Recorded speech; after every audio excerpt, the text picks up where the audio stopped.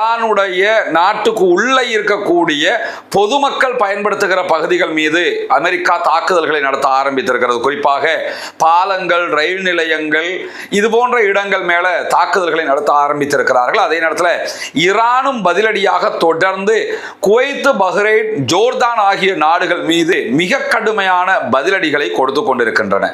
இந்த தாக்குதல்கள்ல இந்த வாட்டி நம்ம பார்த்தோம்னா சவுதி அரேபியா மீதோ அல்லது UAE மீதோ தாக்குதல்களை இதுவரைக்கும் ஈரான் ஆரம்பிக்கவில்லை. UAE சவுதி அரேபியாவுக்கும் சொந்தமான கப்பல்கள் மேல ஹொர்முஸ்ல அட்டாக் பண்ணாங்களே தவிர நேரடியாக இன்னும் வேறு எந்த தாக்குதல்களையும் அவர்கள் நடத்தவில்லை. இப்படி இருக்கக்கூடிய சூழல்ல தான் இந்த யுத்தம் உச்சம் பிடித்துக் கொண்டிருக்கக்கூடிய நிலையில இன்றைய நாள் ஈரானுடைய ஆன்மீக தலைவர் ஆயத்துல்லா முஜ்தபா அலி காமனி ஒரு அறிவிப்பை விடுத்திருக்கிறார். அந்த அறிவிப்பு அவருடைய பெயர்ல எழுத்தில் விடுவிக்கப்பட்டிருக்கக்கூடிய ஒரு அறிவிப்பு. அதனை இன்றைக்கு ஈரானுடைய அரச தொலைக்காட்சிகள் ஒளிபரப்பு செய்து கொண்டிருக்கின்றன. அந்த அறிவிப்புல முஜ்தபா காமனி விடுத்திருக்கக்கூடிய மிக முக்கியமான செய்தி என்னன்னு கேட்டா, அமெரிக்கா ஈரான் மீதான தாக்குதல்களை தொடர்ந்தால் மறக்க முடியாத பாடங்களை அமெரிக்காவுக்கு ஈரான் கற்பிக்கும் என்று அவர் அந்த கடிதத்தில் தலைப்பிட்டிருக்கக்கூடிய சூழல்ல தெஹ்ரான், அதே போன்று தெஹ்ரானுடைய பிராந்திய கூட்டாளிகளிடமிருந்து அமெரிக்காவுக்கு மறக்க முடியாத பதில்கள் கொடுக்கப்படும் என்பதுதான் அவர் சொல்லியிருக்கக்கூடிய மிக முக்கியமான செய்தியாக இருக்கிற. அதே நேரத்தில் ஈரானுக்கும் அமெரிக்காவுக்கும் இடையிலான MOU, அதாவது இரண்டு பேருமே செய்து கொண்ட ஒப்பந்தத்தை பொறுத்தவரையில் இந்த ஒப்பந்தம் மீண்டும் மீண்டும் அமெரிக்காவால் மீறப்படுகிறது என்பதை கண்டிக்கக்கூடிய முஜ்தபா காமனி தான் எழுதியதாக கூறப்படக்கூடிய அந்த கடிதத்தில் ஒப்பந்தம் தொடர்பாக பெரும் சாத்தான் மீண்டும் மீண்டும் ஒப்பந்தங்களை மீறி இருக்கிறது. அமெரிக்க ஜனாதிபதியின் கையொப்பம் இப்போது முற்றிலும் மதிப்பற்றது, அதே போன்று செல்லாது என்பதையும் மிக தெளிவாக தெரிவித்திருக்கிறார். இதுல அமெரிக்க அதிபர் அவங்க தரப்புல கையெழுத்திட்டு இருந்தாரு, ஈரான் தரப்புல ஈரானுடைய அதிபர் மசூத் பெசக்ஷியன் கையெழுத்திட்டு இருந்தார். அது தொடர்பாகத்தான் தற்போது முஜ்தபா காமனி சொல்லும் போது இந்த கையெழுத்து இனிமேல் செல்லாது என்று சொல்லுகிறார். இதை சொல்லுகிற நேரத்தில் அமெரிக்க அதிபர் டொனால்ட் ட்ரம்பை பெரும் ஷைத்தான் அப்படின்னு சொல்லி சுட்டிக்காட்டுகிறார் முஜ்தபா காமனி. ஏற்கனவே ஈரானியர்களை மிக கேவலமான வார்த்தைகளை கொண்டு பேசியிருந்தார் அமெரிக்க அதிபர் டொனால்ட் ட்ரம்ப்.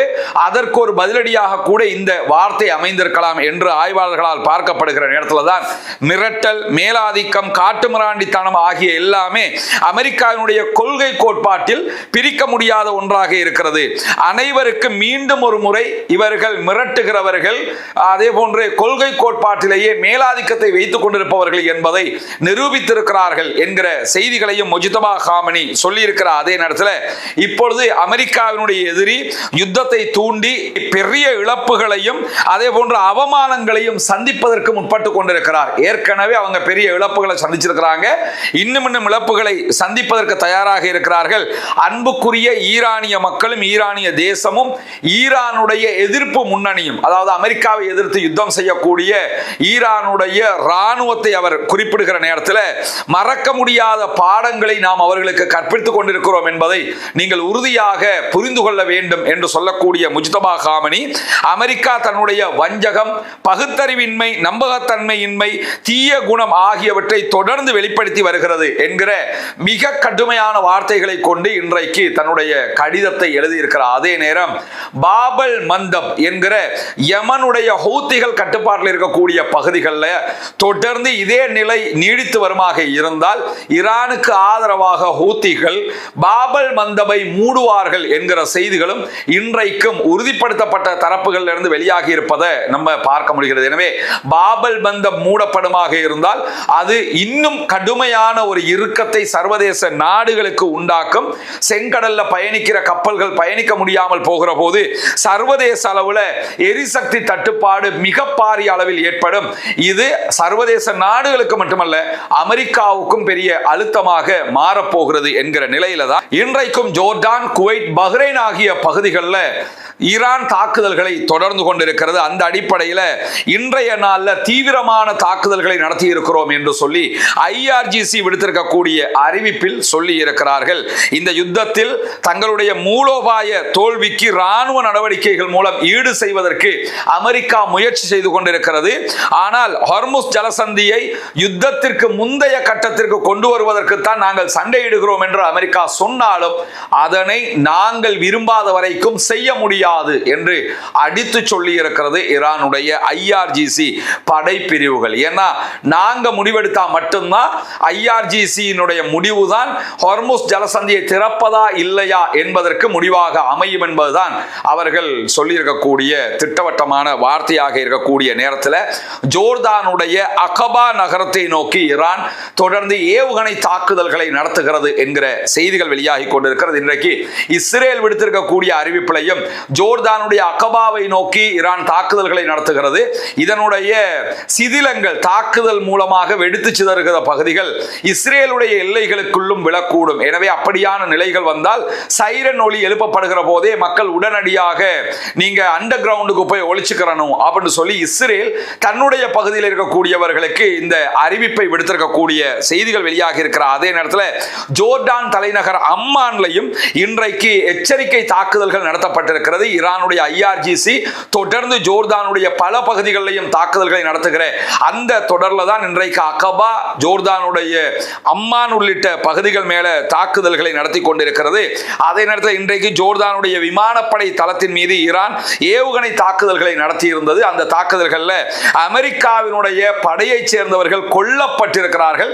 அந்த செய்திகளை ஈரானும் அறிவித்திருக்கிறது, ஜோர்தானும் ஒப்புக்கொண்டிருக்கிறது, அமெரிக்காவும் வெளிப்படையாகவே ஒப்புக்கொண்டிருக்கிறது. எங்களுடைய படையைச் சேர்ந்தவர்கள் கொல்லப்பட்டிருக்கிறார்கள் ஈரானுடைய அட்டாக்ல என்று சொல்லி இன்றைக்கு ஜோர்தானுடைய மோஃபாக் விமான தளத்தின் மீது தான் தாக்குதல்கள் நடத்தப்பட்டிருக்கு. இந்த விமான தளம் அமெரிக்கா பயன்படுத்துகிற விமான தளமாக இருக்கிறது. ஏவுகணைகள் தாக்கிய அந்த கணம், அந்த ஏவுகணைகள் தாக்குகிற வீடியோ இன்றைக்கு வெளியிடப்பட்டிருக்கிறது. அல் ஜசீரா அந்த வீடியோ காட்சிகளை வெளியிட்டிருக்கிறது. நம்முடைய வாட்ஸ்அப் சேனல் அதே போன்று டெலிகிராம் சேனல்ல அந்த வீடியோக்களை நம்ம பகிர்வோம், அதை நீங்க பார்த்துக் கொள்ள முடியும். இந்த அளவுக்கு தொடர்ந்து ஜோர்தான் மேல தாக்குதல்களை இன்றைக்கும் நடத்தி இருக்கிறது ஈரான் என்கிற நிலையில தான் பஹ்ரைன் முழுவதும் இன்றைக்கு சைரன் ஒலி எழுப்பப்பட்டு கொண்டிருக்கு. பஹ்ரைன்ங்கிறது ஒரு சின்ன கண்ட்ரி, நமக்கு தெரியும். அந்த கண்ட்ரியில் இருக்கக்கூடிய அமெரிக்காவினுடைய தளங்கள் மேல மிக பாரிய அளவில் தாக்குதல்களை தொடர்ந்து ஈரான் நடத்தி வருகிறது. ஈரான் வளைகுடா அண்டை நாடுகள் மீது ஏவுகணைகள் அதே போன்ற ஆளில்லா விமான தாக்குதல்கள் தான் தொடர்ந்து நடத்தி வர்றதுனால பஹ்ரைன் மிக கடுமையான ஒரு இக்கட்டான சூழலை சந்தித்து வருகிறது. ஏன்னா இந்த வாட்டி பஹ்ரைன் மேலதான் மிக அதிகமான தாக்குதல்கள் தொடர்ந்து நடத்தப்படுகிறது. அதே நேரம் நேற்று மாத்திரமே 5 தடவைகள் 5 அலைகளாக பஹ்ரைன் மீது தாக்குதல்கள் நடத்தப்பட்டிருந்தது. அதே நேரத்தில் இன்றைக்கு ஈரான் விடுத்திருக்கக்கூடிய அறிவிப்பில் அமெரிக்காவுடைய MQ-9 வகையான ஆளில்லா விமானம் ஒன்றை தாங்கள் சுட்டு வீழ்த்தி இருக்கிறோம் என்கிற செய்திகளை சொல்லி இருக்கிறார்கள்.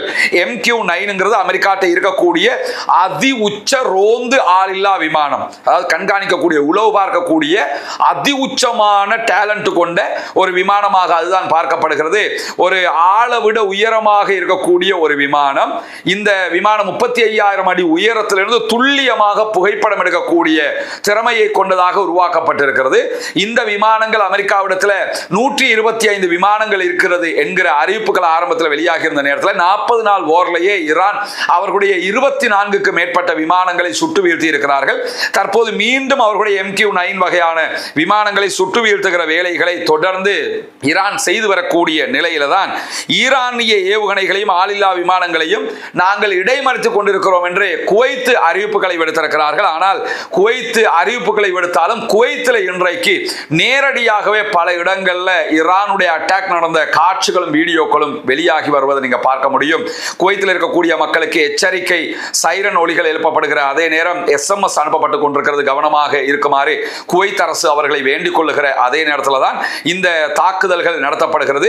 குவைத் மேல இன்றைக்கும் குவைத்தினுடைய கடல் நீரை நன்னீராக மாற்றுகிற சுத்திகரிப்பு நிலையத்தின் மீது ஈரான் தாக்குதல்களை நடத்தி இருக்கிறது. ஆல்ரெடி அவங்க 2 நிலையத்தின் மேல தாக்குதல் நடத்தியிருக்கிறாங்க. தாக்குதலுக்குள்ளான ஒரு நிலையத்தின் மேல தான் 2வது தடவையாக இன்றைக்கும் தாக்குதல் நடத்தப்பட்டிருக்கிறது. இதற்கு ஈரான் ஒரு விளக்கம் சொல்லியிருக்கிறாங்க. என்னன்னா, இந்த குடிநீர் சுத்திகரிப்பு நிலையத்தினால் குவைத்தினுடைய பொதுமக்கள் பயனடைவதில்லை. இந்த சுத்திகரிப்பு நிலையம் முழுவதுமாக அமெரிக்கர்கள் பயன்படுத்துகிற நிலையமாக இருக்கிறதுனால தான் இவற்றின் மீது தாக்குதல்களை நடத்தி இருக்கிறோம் என்கிற செய்திகளையும் அவர்கள் சொல்லி இருக்கிறார்கள். அது மட்டுமல்லாமல் குவைத்தில் இருக்கக்கூடிய 2 அமெரிக்க தளங்கள் மீது ஆளில்லா விமான தாக்குதல்களை நடத்தி இருப்பதாக ஈரான் உரிமை கோரி இருக்கிறது.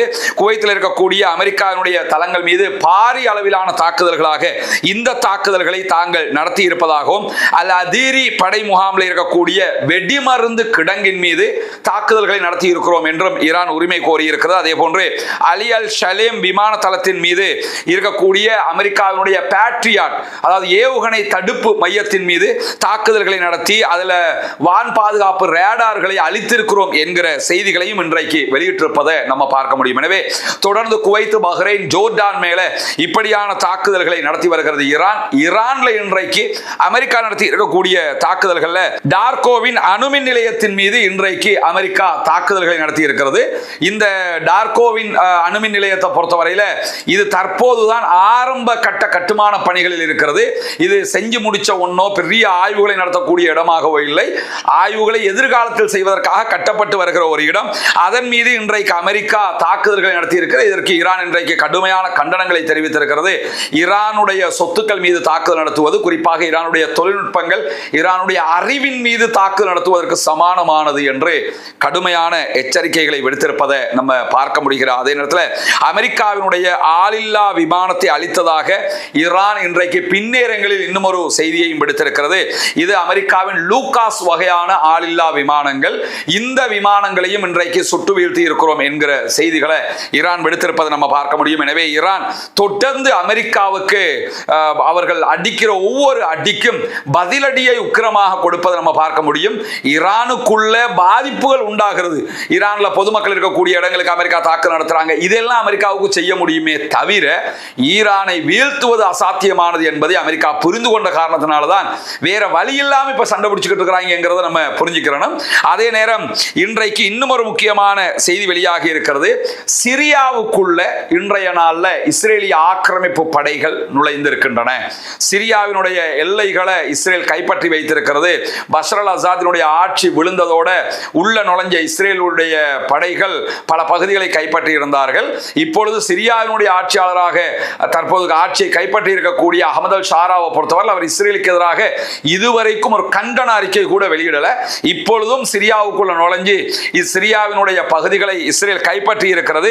அப்படி கைப்பற்றி இருக்கக்கூடிய செய்திகளை சிரியாவினுடைய அரச தொலைக்காட்சி சனாவே வெளியிட்டிருக்கக்கூடிய நிலையிலையும் சிரியாவினுடைய அதிபர் இது தொடர்பாக வாய் திறக்காமல் இருக்கிறார். சிரியாவை நீங்க என்ன பண்ணாலும் பரவாயில்லை, நான் ஜனாதிபதியாக இருந்துகிட்டு போறேன் விதமாக அவருடைய நடவடிக்கைகள் இருக்கக்கூடியதை நம்ம பார்க்க முடிகிறார். அதே நேரத்தில் ஹார்முஸ் நீர்நிலை என்பது ரொம்ப பதட்டமாக இருப்பது நமக்கு தெரியும்.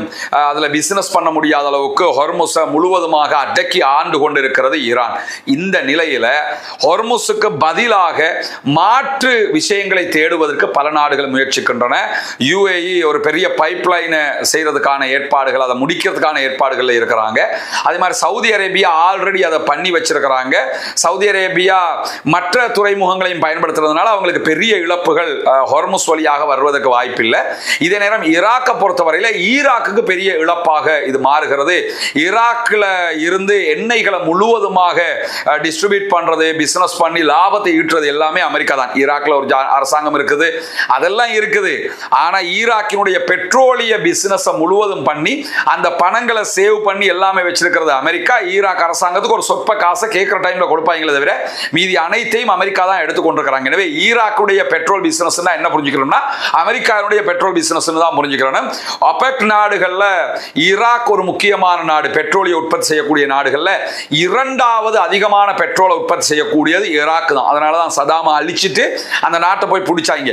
அந்த ஈராக்ல இருந்து தற்போது ஹொர்முஸ் வழியாக வியாபாரம் செய்வதற்கு சிக்கல் இருக்கிற காரணத்தினால இப்பொழுது ஈராக் ஒரு புதிய திட்டத்தை கொண்டு வர்றாங்க. என்னன்னு கேட்டா ஈராக்ல இருந்து துருக்கி வழியாக ஒரு பைப்லைனை செய்யறதுக்கான முயற்சிகள் செய்யப்பட்டு வருகிறது. அதனூடாக பாரிய அளவில் எண்ணெய் ஏற்றுமதி செய்வதற்கான திட்டத்தை முன்மொழிந்திருக்கிறார்கள். குறிப்பாக ஈராக்கினுடைய பஸ்ராவில் இருந்து கிர்குக் வரையில இந்த பணியை முன்னெடுப்பதற்கான ஏற்பாடுகள், அங்கிருந்து துருக்கியினுடைய ஷஹான் துறைமுகம், அதே போன்று சிரியாவினுடைய பனியாஸ் வரைக்கும் இந்த பைப்லைன் திட்டத்தை கொண்டு போவதுதான் ஈராக்கினுடைய திட்டம் என்று சொல்லி தற்போது அறிவிக்கப்பட்டிருக்கு. இதுல ஒன்றை கவனிச்சுக்கணும் என்னன்னு கேட்டா, என்ன பைப்லைன் திட்டத்தை உண்டாக்கினாலும் இது எல்லாமே ஈரானுடைய ஏவுகணை எல்லைக்குள்ளதான் இருக்கிற காரணத்தினால ஈரான் ஹொர்முஸ்ல மட்டும்தான் தாக்குதல் நடத்தும் அர்த்தம் இல்லை. தேவைப்பட்டா இந்த எல்லா பைப்லைனையும் கூட ஈரானால அடிக்க முடியும். ஹொர்முஸை மூடி வச்சிருக்கிறாங்கிறதுனால பைப்லைன் சிஸ்டம் கொண்டு வருவோம் சொல்லி போறாங்களே தவிர ஈரான் நினைத்தால் அவற்றையும் அழிக்க முடியும். அழிக்கிற எல்லைக்குள் தான் இவைகள் இருக்கின்றன என்பதையும் நம்ம புரிந்து கொள்ள வேண்டும். இன்றைக்கு இடம்பெற்றிருக்கக்கூடிய தாக்குதல்கள், அதையொட்டிய பல செய்திகளைத்தான் நாம் இன்றைய வீடியோவில் பார்த்திருக்கோம். தொடர்ந்து